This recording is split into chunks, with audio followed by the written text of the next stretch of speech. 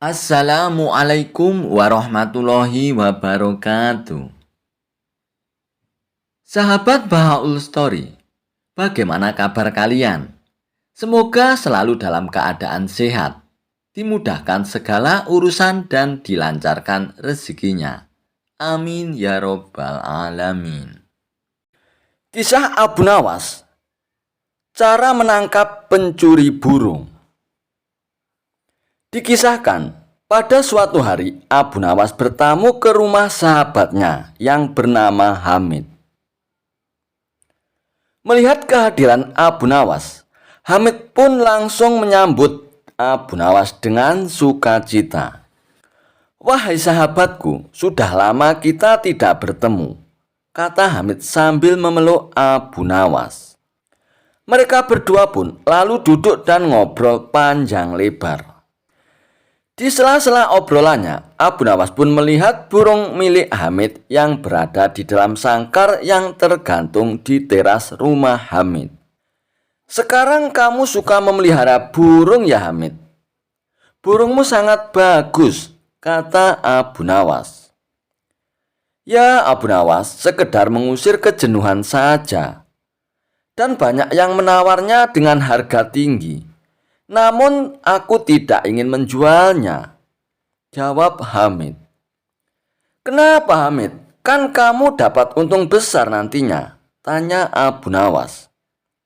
"Saya masih suka sekali dengan burung ini. Sayang kalau dijualkan," kata Hamid. Setelah menjelang sore, Abu Nawas pun pamit untuk pulang. Beberapa hari kemudian, burung milik Hamid pun hilang dicuri orang. Hal ini pun membuat Hamid pun merasa sedih. Hamid pun bertanya kepada orang-orang, akan tetapi tidak ada satu orang pun yang mengetahuinya. Kemudian, Hamid pun membuat sayembara. Barang siapa yang dapat menemukan pencuri burungnya, ia akan diberikan imbalan uang yang sangat banyak. Namun lagi-lagi usahanya menemui jalan buntu. Solusi terakhirnya adalah ia pun menemui Abu Nawas. "Apakah kamu punya dugaan siapa kiranya yang mencuri burungmu, wahai sahabatku?"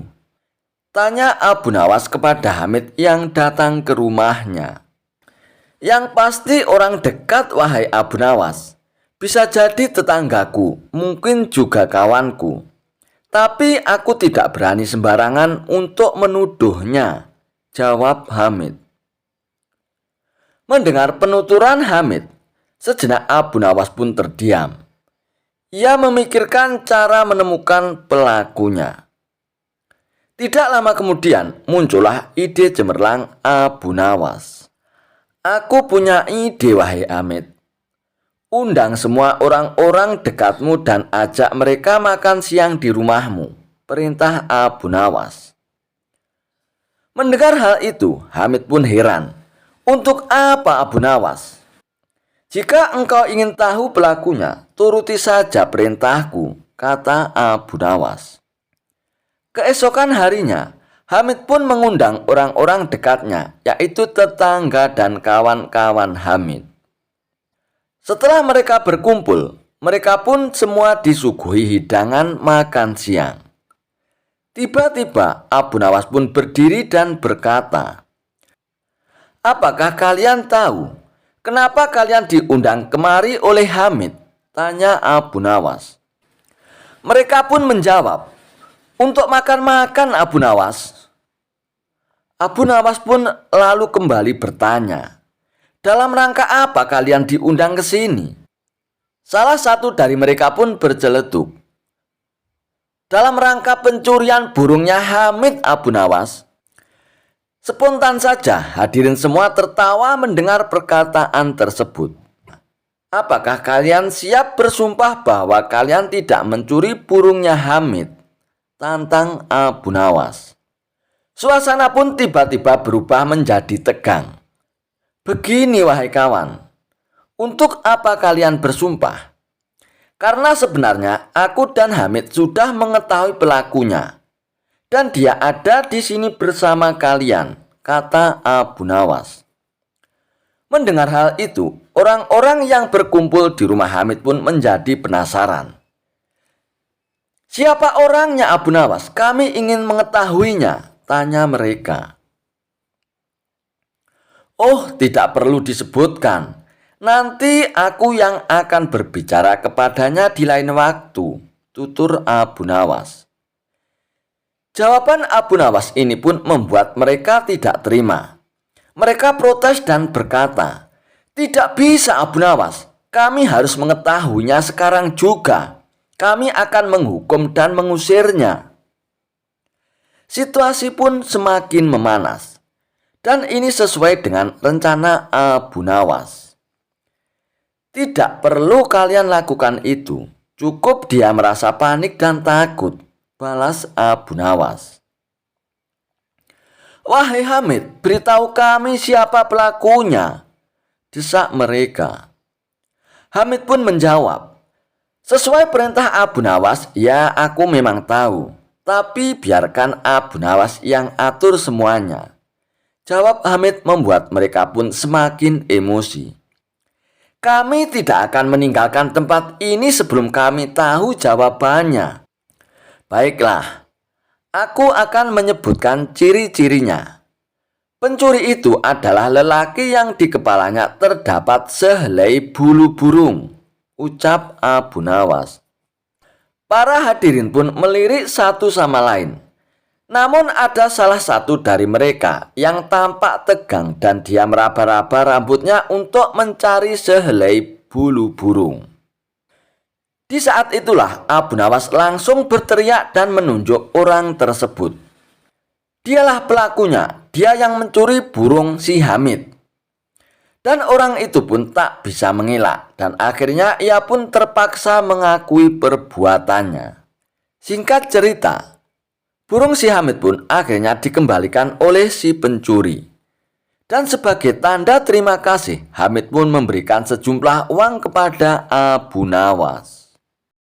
Kisah kecerdikan Abu Nawas dalam menghadapi preman yang kejam. Alkisah, ada seorang pemuda yang gemar mabuk-mabukan. Dia juga sering membuat onar di kampungnya. Perilakunya ini membuat orang-orang menaruh rasa benci, namun mereka tak berani untuk menegurnya. Karena si pemuda terkenal nekat dan tak segan-segan menghajar siapa saja yang berani menegurnya. Yang lebih menjengkelkan, si pemuda tidak menaruh rasa hormat kepada siapapun. Entah itu orang yang lebih tua ataupun seorang pemuka agama. Suatu ketika, si pemuda sengaja membuat ulah. Kali ini yang dikerjai bukanlah orang sembarangan, melainkan tokoh pemuka agama. Yang pertama, ia mendatangi seorang Habib. "Tuan Habib, izinkan saya berzina," kata si pemuda.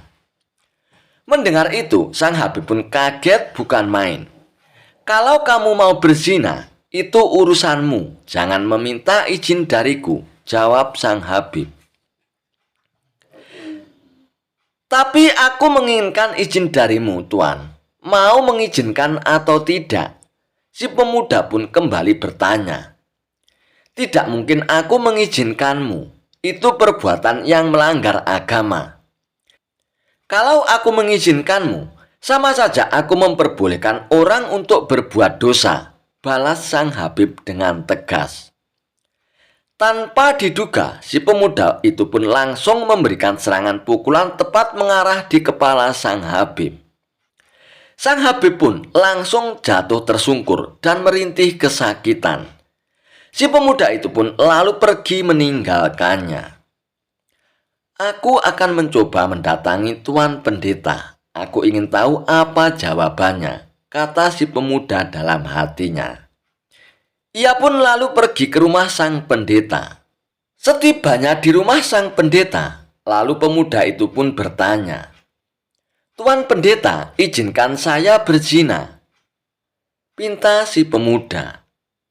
Mendengar pertanyaan pemuda itu, sang pendeta pun kagetnya bukan main. Sejenak ia pun terdiam. Kalau ia melarangnya, tentu si pemuda akan marah. Bisa-bisa ia dihajar habis-habisan. Sebab tabiat pemuda tersebut terkenal kasar dan jahat, pikir sang pendeta. Hai anakku, kenapa engkau tidak menikah saja? Tentu itu akan lebih baik bagimu, kata sang pendeta menyarankan. Aku tidak mau, aku masih ingin menikmati masa mudaku, ujar si pemuda. Sang pendeta pun terlihat kebingungan mendengar alasan si pemuda tersebut. Namun ia juga harus berhati-hati dalam ucapan. Jangan sampai membuat si pemuda menjadi marah. Bagaimana Tuan Pendeta?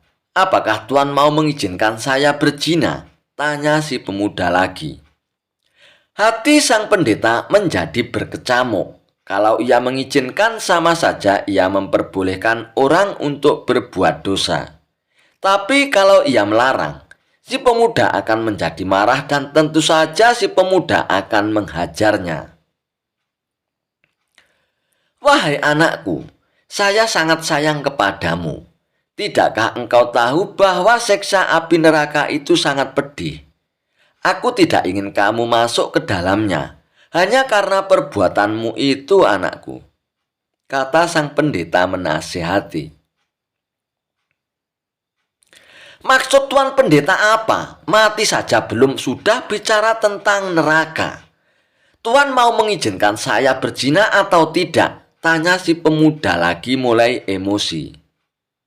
Maafkan saya, nak. Dengan berat hati, saya tidak berani mengizinkan kamu. Itu semata-mata karena saya sangat sayang sama kamu, nak. Saya tidak ingin kamu dimurkai oleh Tuhan, jawab sang pendeta. Tiba-tiba pukulan melayang ke arah kepala sang pendeta. Sang pendeta pun jatuh tersungkur ke tanah. Bilang saja kalau kamu tidak mengizinkan, tak usah berbelit-belit, kata si pemuda dengan geram. Ia pun lalu pergi meninggalkan sang pendeta. Kedua peristiwa tersebut membuat gempar warga. Banyak orang-orang yang mengutuk perbuatan si pemuda tersebut. Akan tetapi si pemuda malah menjadi beringas. Sehingga ia semakin ditakuti oleh warga. Suatu ketika, salah satu teman si pemuda berkata kepadanya, "Hai kawan, kenapa tidak kau tanyakan keinginanmu itu kepada Tuan Abu Nawas? Kalau jawabannya membuatmu jengkel, kamu hajar saja dia dan kamu pasti akan lebih ditakuti." Mendengar usulan temannya itu, si pemuda tersebut pun menjadi tertarik.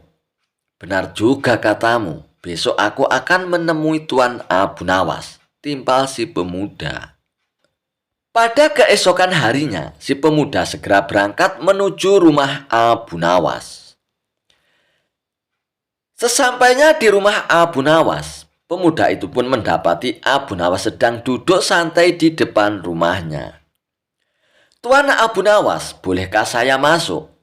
Ada yang ingin saya tanyakan kepada Tuan Abu Nawas, kata si pemuda tersebut. Oh, silakan masuk anak muda. Kemarilah, balas Abu Nawas. Si pemuda itu pun lalu masuk dan duduk di samping Abu Nawas. Apa yang ingin kau tanyakan, wahai anak muda? Tanya Abu Nawas. Tuan Abu Nawas, izinkan saya berbuat zina, pinta si pemuda tersebut. Mendengar itu, Abu Nawas pun hanya tersenyum. Sebelum aku menjawab permintaanmu, saya ingin mengajukan 3 pertanyaan. Apakah kau siap menjawabnya? Tanya Abu Nawas. Oh, silakan Tuan, tanyakan saja, jawab si pemuda. Kalau dia sampai bertanya tentang siksa neraka, saya akan langsung menghajarnya, pikir si pemuda. Wahai anak muda, apakah kau rela bila ibumu berbuat zina dengan seorang pemabuk dan pembuat onar? Tanya Abu Nawas. Saya tidak akan rela dan saya akan melakukan apa saja asalkan ibuku tidak berbuat zina, jawab si pemuda. Demikianlah perasaan orang lain. Ia juga tidak akan suka bila hal itu terjadi pada diri ibunya. Wahai anak muda, kelak nanti bila engkau mempunyai seorang putri, apakah engkau rela bila putrimu berzina dengan seorang pemabuk dan pembuat onar? Tanya Abu Nawas kembali. Tentu saja saya tidak terima. Saya tidak rela bila putriku berzina dengan orang seperti itu, jawab si pemuda dengan tegas. Nah, orang lain pun demikian. Ia tentu tidak rela bila hal itu terjadi pada diri putrinya. Timpal Abu Nawas. Si pemuda tampak merenungi kata-kata Abu Nawas. Ia tak menyangka akan mendapatkan pertanyaan seperti itu. Sekarang pertanyaan terakhir dari saya, anak muda. Apakah yang akan kamu lakukan bila kamu menitipkan suatu barang kepada orang lain dan barang itu sangat berharga bagimu? Akan tetapi, orang yang kamu titipin tidak amanah. Bahkan ia malah merusak barangmu yang sangat berharga itu. Tanya Abu Nawas. Tentu saja aku akan marah, bahkan aku akan membunuhnya dengan cara yang paling sadis, jawab si pemuda. Abu Nawas pun kembali tersenyum mendengar jawaban si pemuda tersebut. Kemudian Abu Nawas kembali berkata, jasad kamu, nyawa kamu, sejatinya adalah titipan Allah yang berharga, yang Allah percayakan kepadamu. Tapi bila engkau mengotori dan merusaknya dengan perbuatan bejatmu, lalu kamu menghadap ke hadapan Allah, kira-kira apa yang akan Allah perbuat kepadamu? Tiba-tiba suasana pun mendadak jadi hening. Tanpa diduga, si pemuda langsung menangis dan duduk bersimpuh di hadapan Abu Nawas. Tuan Abu Nawas, saya tidak sanggup membayangkan siksaan yang akan Allah berikan kepada saya. Saya ingin berbuat tobat. Tuan Abu Nawas, bimbinglah saya agar Allah berkenan memaafkan dosa-dosa saya, kata si pemuda sambil menangis sesegukan. Berkat bimbingan dan nasihat Abu Nawas, si pemuda ini pun kembali ke jalan yang benar. Sifatnya yang jahat dan kejam kini berubah menjadi pribadi yang santun. Si pemuda tak lagi dibenci oleh orang-orang, namun sebaliknya, kini ia dicintai dan disambut hangat oleh masyarakat. Kisah Abu Nawas memasukkan unta ke lubang jarum. Suatu hari, Baginda Raja dilanda masalah yang membuatnya tidak bisa tidur. Tapi masalah yang dihadapinya hanya Baginda Raja sendiri yang tahu. Meskipun Baginda Raja banyak masalah, namun ia sengaja merahasiakannya dari orang-orang sekitar, baik kepada penasihat istana maupun Abu Nawas selaku sahabatnya tempat berkeluh kesah. Padahal sejatinya Baginda Raja ingin rasanya melupakan masalah yang menimpanya.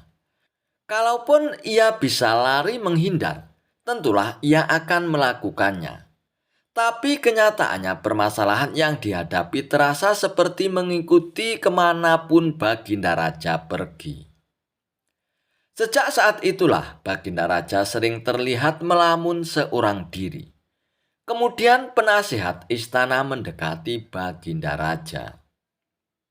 Maaf Paduka yang mulia, hamba perhatikan belakangan ini Paduka terlihat murung.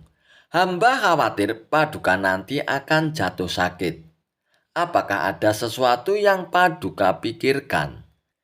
Tanya penasihat istana. Tidak apa-apa penasihat, aku baik-baik saja. Kau urusi saja pekerjaanmu, jawab Baginda Raja dengan memalingkan wajahnya. Penasihat istana pun hanya terdiam. Ia merasakan gelagat bahwa Baginda Raja sedang dilanda masalah yang besar. Dikarenakan Baginda Raja tidak mau berterus terang, penasihat istana pun tidak berani membujuknya untuk menceritakan masalah yang dihadapi Baginda Raja. Makin hari sikap Baginda Raja makin tertutup. Bahkan kini enggan menerima tamu. Hal ini membuat para pejabat istana pun menjadi sangat khawatir. Apa yang harus kita lakukan? Makin hari Baginda Raja terlihat mengkhawatirkan. Ini sangat buruk untuk kondisinya. Jangan sampai Baginda Raja jatuh sakit, kata salah seorang menteri. Aku juga cemas melihat sikap Baginda Raja belakangan ini. Aku sudah coba membujuknya supaya mau menceritakan masalah yang dialaminya. Tapi Baginda Raja malah memalingkan wajahnya. Baginda Raja memilih menutup diri, ucap penasihat istana. Oh iya, saya punya saran. Bagaimana kalau masalah ini kita sampaikan kepada Abu Nawas?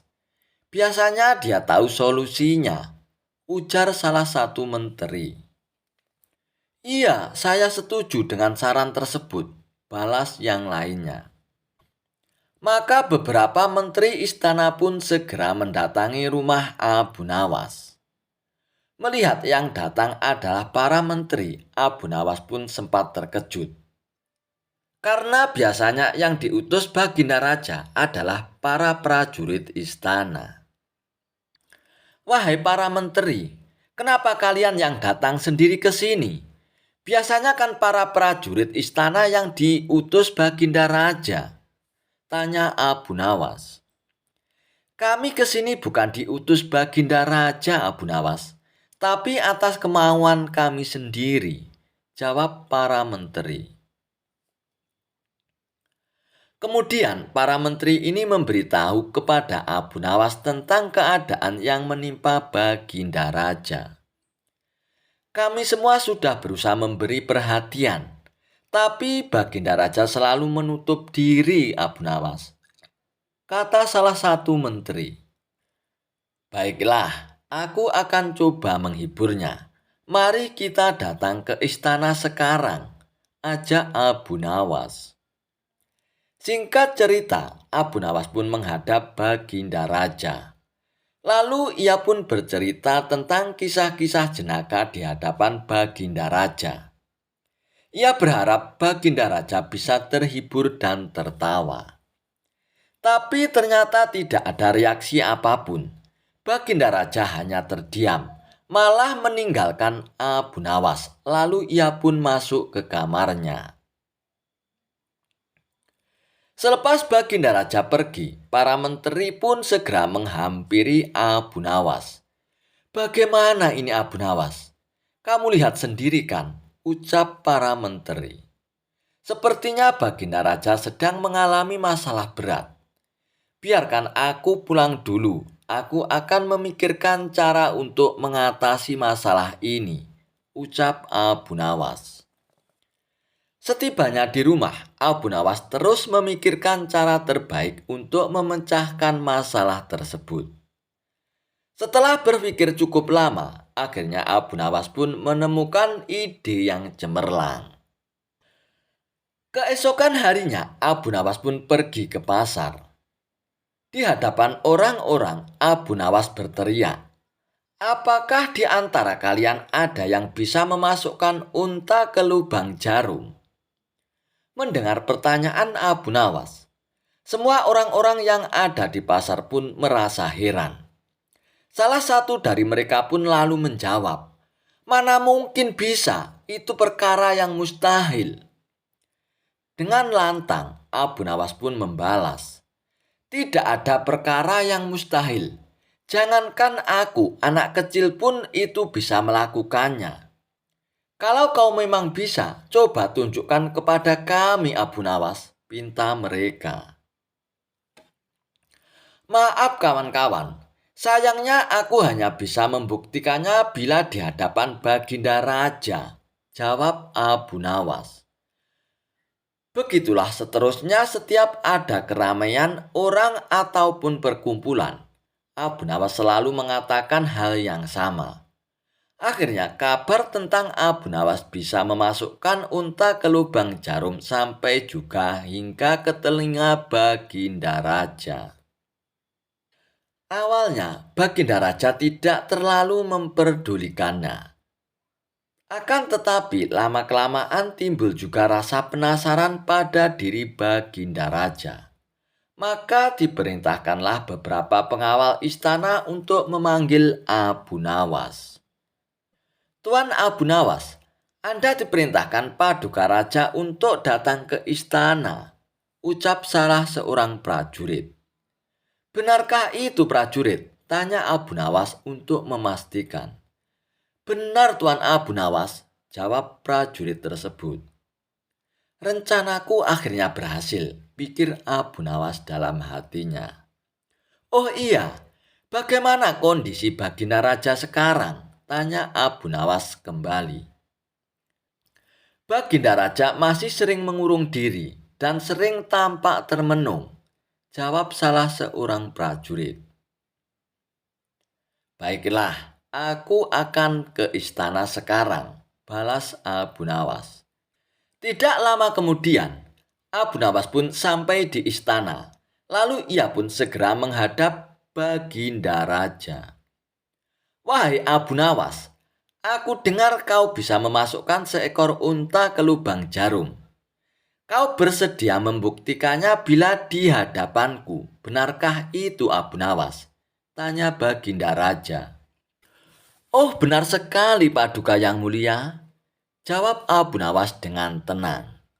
Bagaimana mungkin kau bisa melakukannya Abu Nawas? Aku rasa itu perkara yang mustahil, balas Baginda Raja. Di dunia ini tidak ada yang mustahil Paduka, ujar Abu Nawas. Baiklah, sekarang coba kau buktikan Abu Nawas, perintah Baginda Raja. Caranya mudah sekali Paduka. Kita tinggal membuat jarum yang lubangnya lebih besar daripada seekor unta. Dengan begitu kita bisa memasukkannya dengan mudah Paduka. Bahkan anak kecil pun bisa, jawab Abu Nawas menjelaskan. Kalau caranya seperti itu, semua orang pun bisa melakukannya. Berarti kau telah menipu semua orang, termasuk aku Abu Nawas, ucap Baginda Raja. Hamba tidak pernah menipu siapapun Paduka, dan hamba juga tidak pernah menipu Paduka Raja. Hamba tidak pernah mengatakan bahwa jarum yang hamba maksud adalah jarum kecil, balas Abu Nawas. Iya, itu memang benar, tapi apa maksud dari pernyataanmu itu Abu Nawas? Tanya Baginda Raja lagi. Hamba hanya ingin mengatakan ada hikmah dari pernyataan ini Paduka, jawab Abu Nawas. Hikmah? Hikmah dari mana itu Abu Nawas? Tanya Baginda Raja dengan heran. Bukankah tadinya Baginda Raja tidak percaya kalau hamba bisa memasukkan unta ke lubang jarum? Tapi setelah hamba jelaskan, Baginda Raja pun mempercayainya. Begitu juga dengan permasalahan yang sedang kita hadapi. Sebesar apapun masalah, sebesar apapun bebannya, tapi kalau hati kita lebih besar, hati kita lebih luas saat menghadapinya, maka semua masalah akan terasa lebih ringan Paduka. Itulah gambaran seekor unta bila dimasukkan ke lubang jarum. Sepintas saat kita menghadapinya, pasti itu mustahil dilakukan. Tapi bila hati kita luas dan besar, maka pikiran kita juga akan mengikuti dan pada akhirnya masalah yang kita anggap mustahil diatasi menjadi mudah dan ringan untuk dijalani Paduka. Bagaimana kita akan bisa tenang bila kita menghadapi masalah dengan hati yang sempit? Tutur Abu Nawas. Seketika Baginda Raja pun terdiam. Ia terus merenungi ucapan Abu Nawas. Suasana pun mendadak menjadi hening. Tidak beberapa lama kemudian Baginda Raja pun berkata, Terima kasih Abu Nawas, kau telah menyadarkanku. Selama ini aku memang sedang dilanda masalah dan hatiku sempit menghadapinya. Sehingga pikiranku juga ikut menjadi buntu, ujar Baginda Raja. Dan sejak kejadian itu, kini Baginda Raja pun mulai terlihat ceria. Ia tidak lagi terlihat murung seperti hari-hari sebelumnya. Paduka yang mulia, permasalahan bukanlah hal untuk dilamunkan, melainkan dihadapi dengan hati yang besar. Maka akan tercipta solusi dari sebuah pemikiran yang jernih, Paduka, ucap Abu Nawas. Oh iya Abu Nawas, terima kasih atas saran-saranmu. Lalu Baginda Raja pun tidak lupa untuk memberikan hadiah sekantong uang emas kepada Abu Nawas. Suatu sore, Abu Nawas duduk santai bersama Baginda Raja Harun ar-Rasyid di sudut istana. Dari kejauhan, sejumlah menteri menyaksikan mereka dengan wajah iri. Apa hebatnya Abu Nawas bisa duduk santai dengan Baginda Raja? Celetuk salah seorang menteri kepada rekannya.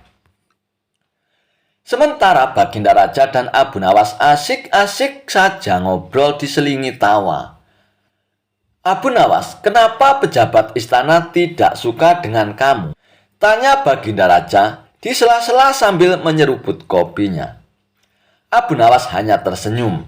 Mungkin mereka belum kenal dengan baik siapa hamba Paduka, jawab Abu Nawas dengan merendah.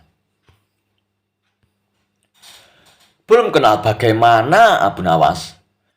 Mereka mengenal sedikit dan itu mungkin yang buruk-buruk saja Paduka, ujar Abu Nawas juga sembari menyeruput kopi. Baginda tidak bisa mengerti dalih Abu Nawas itu, sebab tentang siapa Abu Nawas sudah dijelaskan kepada para pejabat istana. Daftar riwayat hidup Abu Nawas pun mudah diketahui pejabat. Ingin kenal seperti apa lagi? Saya dengar, Baginda mendatangkan gajah dari negeri lain ya? Tanya Abu Nawas seakan mengalihkan pembicaraan. Hei Abu Nawas, kamu jangan mengalihkan pembicaraan, sergah Baginda Raja. Tidak yang mulia, hamba tidak mengalihkan apa-apa, jawab Abu Nawas dengan buru-buru.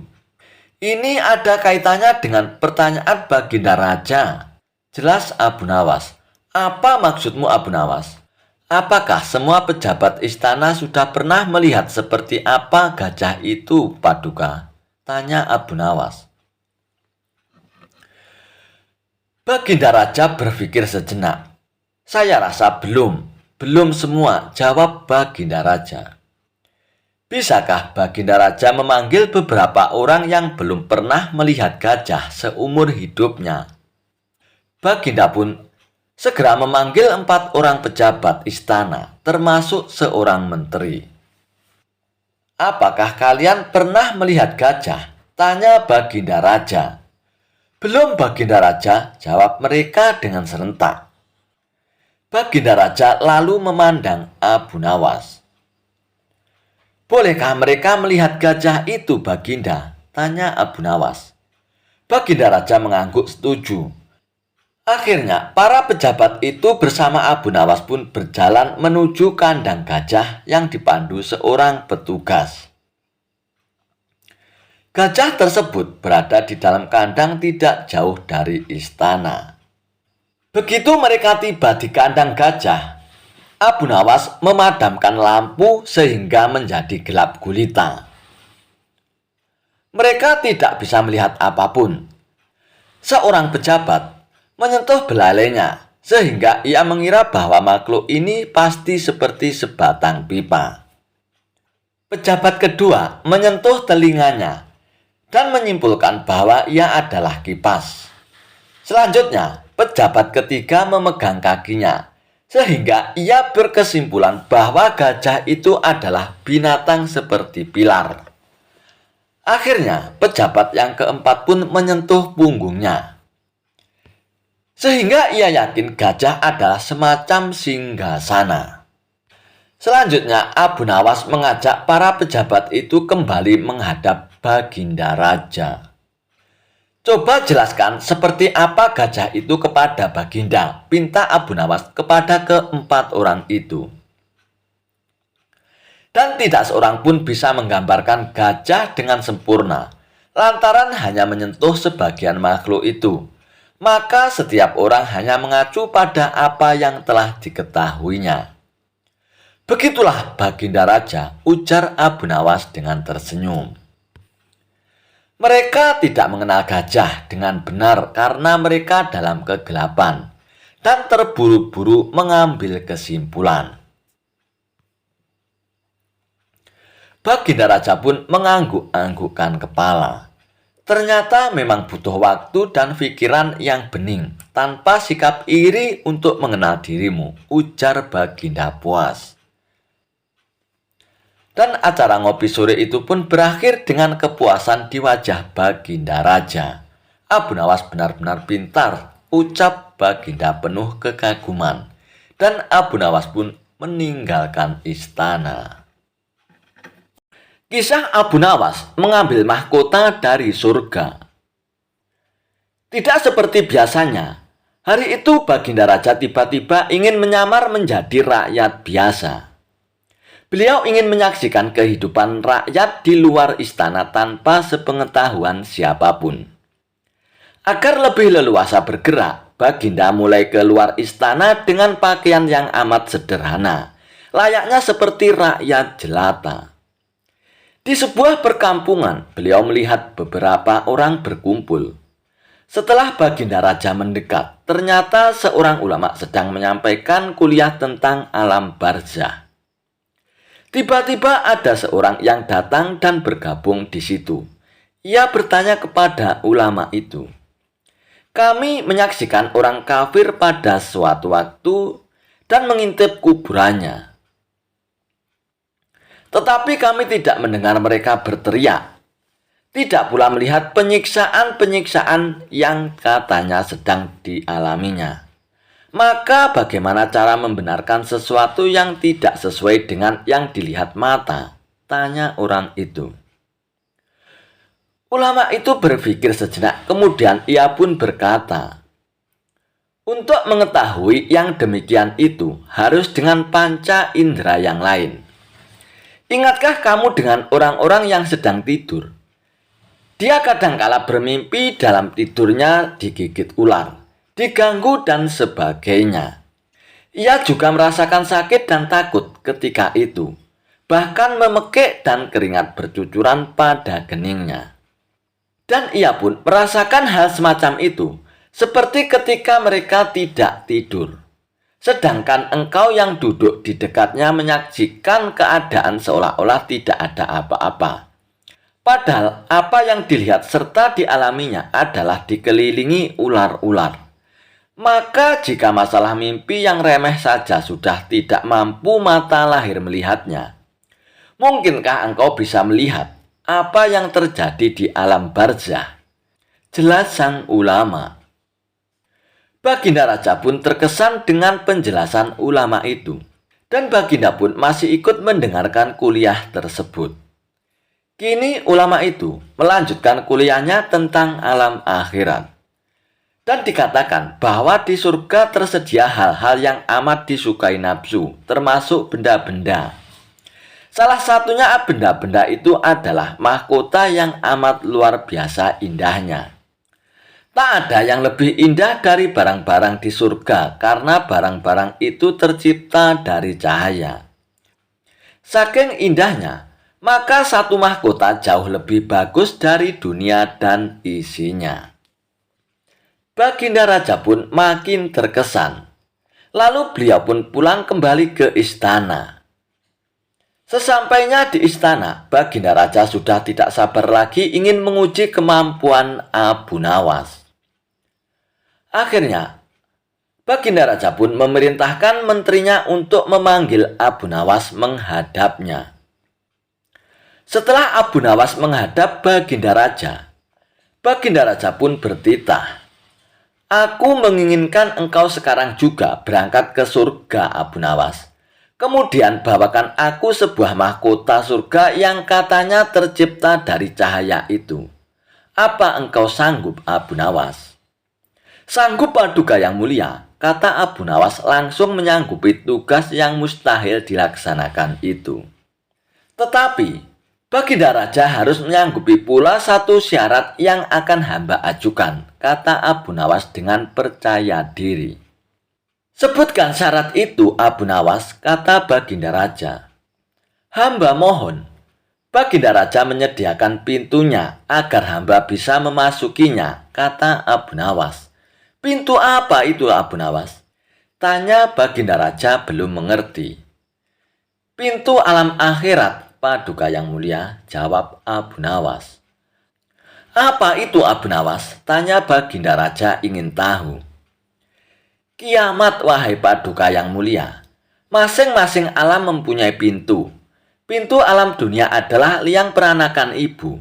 Pintu alam barzah adalah kematian. Dan pintu alam akhirat adalah kiamat. Jelas Abu Nawas kepada Baginda Raja. Surga berada di alam akhirat. Bila Baginda masih tetap menghendaki hamba mengambil sebuah mahkota di surga, maka dunia harus kiamat terlebih dahulu, lanjut Abu Nawas. Mendengar penjelasan Abu Nawas, Baginda Raja pun terdiam. Di sela-sela kebingungan Baginda Raja Harun al-Rasyid, Abu Nawas pun bertanya lagi kepada Baginda Raja. Masihkah Baginda Raja menginginkan mahkota surga itu? Tanya Abu Nawas. Baginda Raja pun tidak menjawab. Beliau diam 1000 bahasa. Sejenak kemudian Abu Nawas pun mohon diri karena Abu Nawas sudah tahu jawabannya. Kisah Abu Nawas, debat tentang telur dan ayam. Melihat ayam betinanya bertelur, Baginda Raja pun tersenyum. Beliau memanggil pengawal agar mengumumkan kepada rakyat bahwa kerajaan mengadakan sayembara untuk umum. Sayembara itu berupa pertanyaan yang mudah tetapi memerlukan jawaban yang tepat dan masuk akal. Barang siapa yang bisa menjawab pertanyaan itu akan mendapatkan imbalan yang amat menggiurkan. 1 pundi penuh uang emas. Tetapi bila tidak bisa menjawab, maka hukuman yang terjadi adalah masuk penjara. Banyak rakyat yang ingin mengikuti sayembara tersebut, terutama orang-orang yang miskin. Namun, mengingat beratnya hukuman yang akan dijatuhkan, maka tak mengherankan bila pesertanya hanya 4 orang saja. Dan salah satu dari peserta tersebut adalah Abu Nawas. Aturan main sayembara itu ada 2. Yang pertama adalah jawaban harus masuk akal. Yang kedua, peserta harus mampu menjawab sanggahan dari Baginda Raja. Pada hari yang telah ditetapkan, para peserta pun sudah siap di depan panggung. Baginda Raja duduk di atas panggung. Beliau memanggil peserta pertama. Peserta pertama maju dengan tubuh gemetar. Baginda Raja pun bertanya, manakah yang lebih dahulu, telur ataukah ayam? Telur, Baginda Raja, jawab peserta pertama. Apa alasannya? Tanya Baginda Raja. Bila ayam lebih dahulu itu, tidak mungkin karena ayam berasal dari telur, Baginda. Kata peserta pertama menjelaskan. Kalau begitu, siapa yang mengerami telur itu? Tanya Baginda Raja. Peserta pertama pun mendadak wajahnya pucat pasi berubah putih seperti kertas. Ia pun tak bisa menjawab. Tanpa ampun, ia pun akhirnya dimasukkan ke dalam penjara. Kemudian, giliran peserta kedua maju. Ia pun berkata, Paduka yang mulia, sebenarnya telur dan ayam tercipta dalam waktu bersamaan. Bagaimana bisa bersamaan? Tanya Baginda Raja. Bila ayam lebih dahulu, itu tidak mungkin karena ayam berasal dari telur, Baginda. Dan bila telur lebih dahulu, itu juga tidak mungkin, karena telur tidak bisa menetas tanpa dierami, kata peserta kedua dengan mantap.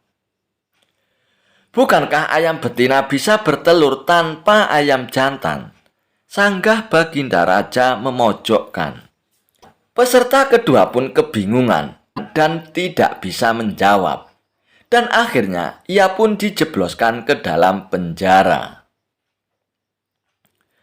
Lalu giliran peserta ketiga, ia pun berkata, "Tuanku yang mulia, sebenarnya ayam tercipta lebih dahulu daripada telur. Sebutkan alasanmu," kata Baginda Raja. "Menurut hamba, yang pertama tercipta adalah ayam betina," kata peserta ketiga meyakinkan. "Lalu bagaimana ayam betina bisa beranak pinak seperti sekarang, sedangkan ayam jantan tidak ada?" kata Baginda memancing. "Ayam betina bisa bertelur tanpa ayam jantan. Telurnya dierami sendiri lalu menetas dan menurunkan anak ayam jantan. Kemudian menjadi ayam jantan dewasa dan mengawini induknya sendiri," ucap peserta ketiga berusaha untuk menjelaskan. "Lalu bagaimana bila ayam betina mati sebelum ayam jantan yang sudah dewasa sempat mengawininya?" tanya Baginda Raja. Peserta ketiga pun tidak bisa menjawab sanggahan Baginda Raja. Lalu ia pun dimasukkan ke penjara. Kini tiba giliran Abu Nawas. Ia pun berkata, "Yang pasti adalah telur dulu baru ayam Baginda." "Coba terangkan secara logis," kata Baginda Raja ingin tahu. "Ayam bisa mengenal telur Baginda, sebaliknya telur tidak bisa mengenal ayam," kata Abu Nawas dengan singkat. Agak lama Baginda Raja merenung. Dan kali ini ia pun tidak menyanggah alasan Abu Nawas, karena alasan Abu Nawas memang masuk akal. Dan akhirnya Abu Nawas pun mendapatkan hadiah dari Baginda Raja. Kisah Abu Nawas mengajari lembu mengaji Al-Quran. Suatu hari, Baginda Raja Harun Ar-Rasyid memanggil Abu Nawas untuk datang ke istana. Baginda Raja pun menyuruh pengawalnya untuk memanggil Abu Nawas. "Hai pengawal, panggil Abu Nawas kemari hari ini juga," titah Baginda Raja.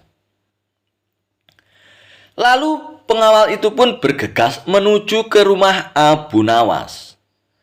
Sesampainya di rumah Abu Nawas, pengawal itu pun berkata kepada Abu Nawas, "Tuan Abu Nawas, Baginda Raja mempersilakan Tuan untuk datang ke istana hari ini juga." "Hei pengawal, memangnya ada apa aku dipanggil ke istana?" "Hamba tidak tahu Tuan, mungkin Baginda Raja nanti di istana akan memberi penjelasan kepada Tuan Abu Nawas," ucap pengawal itu. "Baiklah, mari kita datang ke istana kalau begitu pengawal," ucap Abu Nawas. Lalu pengawal dan Abu Nawas pun bergegas menuju istana. Tak beberapa lama kemudian, akhirnya Abu Nawas pun tiba di istana. Abu Nawas pun langsung menghadap Baginda Raja. "Hai Abu Nawas," kata Baginda Raja, "tahukah kamu mengapa aku panggil kemari? Aku minta tolong kepadamu Abu Nawas untuk mengajari lembuku ini supaya bisa mengaji Al-Quran. Jika lembuku ini tidak dapat mengaji, niscaya aku akan menyuruh mereka untuk membunuhmu," titah Baginda Raja. "Baiklah tuanku yang mulia," jawab Abu Nawas. "Titah paduka yang mulia hamba junjung di atas kepala hamba." Kemudian Abu Nawas pun disuruh pulang dengan membawa seekor lembu. Sesampainya di rumah, lembu itu pun diikat erat-erat pada sebatang pohon kurma. Esok harinya, Abu Nawas mulai memukul lembu itu dengan sebuah cambuk rotan sampai setengah mati. Ketika binatang itu hampir mengamuk, Abu Nawas mengucapkan kata atau. Perkataan itulah yang diajarkan Abu Nawas kepada lembu itu sambil tetap mengayunkan cambukannya terhadap lembu tersebut.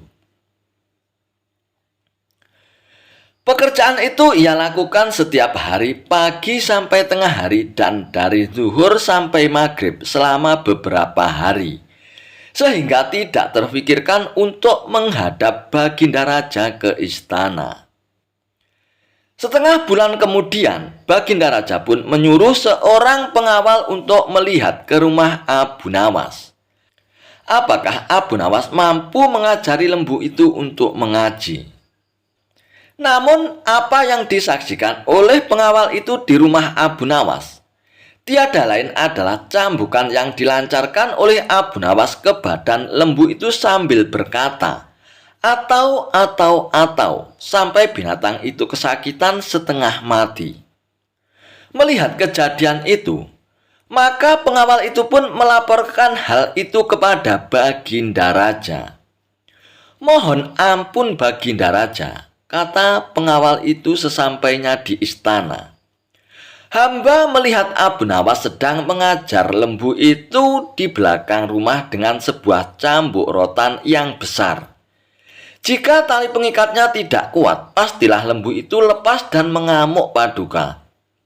Yang diajarkan tidak lain hanyalah 3 patah kata, yaitu atau. Mendengar penjelasan pengawal itu, Baginda Raja pun terheran-heran. Setelah berpikir sejenak, Baginda Raja pun bertitah. Hai pengawal, panggil kemari Abu Nawas sekarang juga. Aku mau tahu apakah lembu itu sudah bisa mengaji atau belum. Tidak lama kemudian, Abu Nawas pun sampai di istana. Hai Abu Nawas, sudahkah engkau mengajari lembuku itu dan apakah lembu itu sudah bisa mengaji Al-Quran? Tanya Baginda Raja. Sudah bisa sedikit-sedikit ya tuanku, jawab Abu Nawas. Tadi aku suruh seorang pengawal untuk melihat ke rumahmu. Katanya engkau mengajari lembu itu 3 kalimat, atau. Aku mau tahu apa arti perkataan itu Abu Nawas? Tanya Baginda Raja. Ampun beribu ampun Paduka, kata Abu Nawas. Arti atau itu adalah, jika bukan lembu itu yang mati, atau hamba, atau tuanku, atau tidak ada salah seorang yang mati, hamba tidak akan puas. Sebab sampai habis umurnya sekalipun, binatang itu tidak akan bisa mengaji Al-Quran. Itu sebabnya binatang itu hamba cambuk agar mati. Dengan demikian, hamba senang karena pekerjaan hamba dapat selesai Paduka. Atau hamba yang mati atau Paduka yang mati, atau salah satu barulah habis perkara lembu tersebut Paduka, ucap Abu Nawas. Mendengar penjelasan Abu Nawas, Baginda Raja pun terperanjat dari tempat duduknya. Ia pun tidak dapat berkata sepatah kata pun. Setelah merenung sejenak, Baginda Raja pun berkata, kalau begitu, lembu itu boleh kamu ambil atau kamu jual, atau kamu sembelih dan kamu masak Abu Nawas. Terima kasih banyak Paduka yang mulia, ucap Abu Nawas. Lalu ia pun mohon diri pulang ke rumahnya dengan langkah ringan dan hati yang senang. Kisah Abu Nawas memenangkan sayembara menghitung bintang.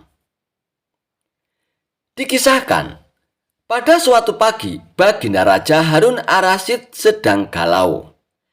Ia berjalan mondar-mandir di kamar pribadinya. Sambil merenung, terlintas sebuah pertanyaan di benaknya. Berapa jumlah bintang di langit dan bagaimana cara untuk menghitungnya? Siang harinya, Baginda Raja Harun Ar-Rasyid pun membuat sayembara. Barang siapa yang bisa menghitung jumlah bintang di langit dan memberitahukan cara menghitungnya, akan diberikan beberapa koin emas sebagai hadiahnya. Maka pengumuman sayembara pun disebarkan ke seluruh penjuru wilayah kerajaan oleh petugas istana. Banyak yang penasaran dengan isi sayembara tersebut, sehingga mereka pun berbondong-bondong dan berkerumun. Beberapa orang nampak sangat minat dan berpartisipasi. Sayembara tersebut terbuka bagi siapapun tanpa terkecuali. Baginda Raja Harun Ar-Rasyid sendiri yang akan memimpin jalannya sayembara. Dan tiba saatnya sayembara pun dimulai. Dan bertempat di lapangan luas sebelah istana kerajaan. "Siapa yang bersedia maju duluan?" ucap Baginda Raja. Dan tanpa diduga, peserta pertama adalah komandan pengawal istana. "Berapa jumlah bintang di langit?"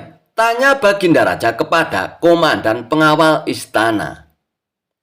"Jumlah bintang di langit itu jutaan, Baginda," jawab komandan pengawal istana dengan tegas.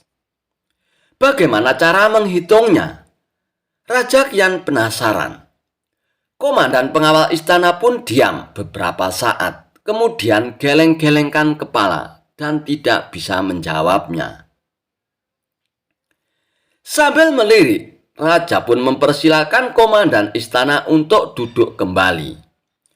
"Siapa lagi yang mau mengikuti sayembara ini? Silakan maju," ucap Baginda Raja dengan keras. Seorang pedagang kain sutra melangkah ke arah Baginda Raja sambil membenahi pakaiannya yang kurang rapi. "Berapa jumlah bintang di langit, wahai pedagang kain?" tanya Baginda Raja. "Jumlahnya miliaran, Baginda," jawab pedagang itu. "Bagaimana caramu menghitungnya?" tanya Baginda Raja lagi.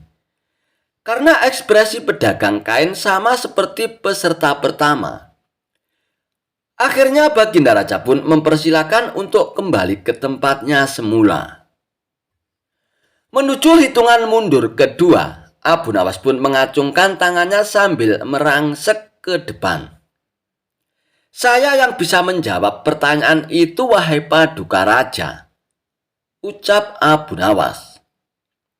"Berapa jumlah bintang di langit, wahai Abu Nawas? Dan bagaimana kamu menghitungnya?" tanya Baginda Raja. Sebelum menjawab pertanyaan, Abu Nawas minta disediakan seekor kuda jantan besar. Beberapa panitia sayembara pun menggelandang hewan yang diminta oleh Abu Nawas. "Jumlah bintang di langit menurut saya adalah sama dengan jumlah semua bulu kuda yang ada di kerajaan ini, Paduka Raja," jawab Abu Nawas sambil menunjuk ke arah kuda tersebut. "Dan cara menghitungnya pun sangat simpel, Paduka. Tinggal memulai dari angka 1 sampai selesai. Silakan Baginda Raja sendiri yang menghitung, kalau Baginda tidak percaya," ucap Abu Nawas. Kerumunan peserta pun saling pandang satu sama lain. Beberapa saat suasana pun hening menyelimuti sayembara tersebut. Semua terpana dengan jawaban Abu Nawas. Raja pun berpikir bahwa tidak mungkin bisa menghitung semua bulu kuda yang ada di kerajaan. Akhirnya Raja pun berdiri dan maju sambil memberikan hadiah beberapa batang emas kepada Abu Nawas. "Memang kau cerdik sekali, Abu Nawas, dan ini aku berikan hadiah kepadamu. Kau memang hebat, Abu Nawas," ucap Baginda Raja. Kisah kakek tua yang berhasil membuat bungkam si cerdik Abu Nawas. Abu Nawas adalah seorang penyair Islam termasyhur di era kerajaan Islam pada masa kerajaan Raja Harun Ar-Rasyid. Abu Nawas dikenal lewat cerita-cerita humor, bijak, dan sufi. Ia seorang humoris yang lihai dan cerdik dalam mengemas kritik berbungkus humor. Walau cerdik mengemas kata-kata dan tidak mudah dikalahkan, namun pada cerita ini Abu Nawas tak berkutik dan dibuat bungkam di hadapan seorang kakek tua. Dan berikut kisahnya. Di suatu pagi yang cerah, Baginda Raja Harun ar-Rasyid mengajak beberapa menterinya pergi bertamasya ke sebuah tempat wisata. Tak lupa, Baginda Raja pun mengajak Abu Nawas, sang wali sufi yang merupakan staf khusus kerajaan, untuk menambah suasana liburan menjadi asyik. Di tengah perjalanan mereka menuju wisata. Di tengah perjalanan mereka menuju tempat wisata. Dari kejauhan mereka melihat seorang kakek yang sedang menunggangi seekor keledai. Sang raja pun berkata kepada menterinya, "Wahai menteriku, tanyai siapa orang tua itu." Perintah sang raja kepada menterinya yang bernama Ja'far. Kemudian Ja'far mendekati kakek tua tersebut dan mulai bertanya, "Mohon maaf kek, kalau boleh tahu, kakek dari mana?" tanya Ja'far. "Aku dari Basroh anak muda," jawab si kakek. "Memangnya kakek mau kemana?" tanya Ja'far kembali. "Aku mau pergi ke Baghdad anak muda," jawab si kakek. "Ada keperluan apa kek?" tanya Ja'far dengan penasaran. "Aku hendak mencari obat untuk mataku ini," jawab kakek sambil memperlihatkan matanya yang sedang sakit. Di tengah percakapan mereka, muncul ide jahil Baginda Raja. Ia pun kemudian berbisik kepada Abu Nawas, "Wahai Abu Nawas, coba kamu ajak kakek itu bergurau." Abu Nawas pun membalas, "Oh jangan Baginda, kasihan dia, orang tua Baginda. Saya takut kakek itu akan marah," ucap Abu Nawas. "Sudahlah Abu Nawas, itu nanti urusanku. Intinya ajak saja kakek itu bergurau Abu Nawas," desak Baginda Raja kepada Abu Nawas. "Baiklah, kalau begitu aku akan lakukan Paduka," ucap Abu Nawas. Lalu Abu Nawas pun segera menghampiri kakek tua yang sedang bersama Ja'far. "Kek, misalkan aku berikan Anda resep untuk mengobati mata kakek itu, apa imbalannya kek?" tanya Abu Nawas. "Aku akan berikan imbalan yang sesuai untukmu anak muda," jawab si kakek. "Kalau begitu, dengarkan baik-baik resep ini ya kek," ujar Abu Nawas. Dengan raut wajah yang serius, si kakek pun tak sabar menunggu perkataan Abu Nawas.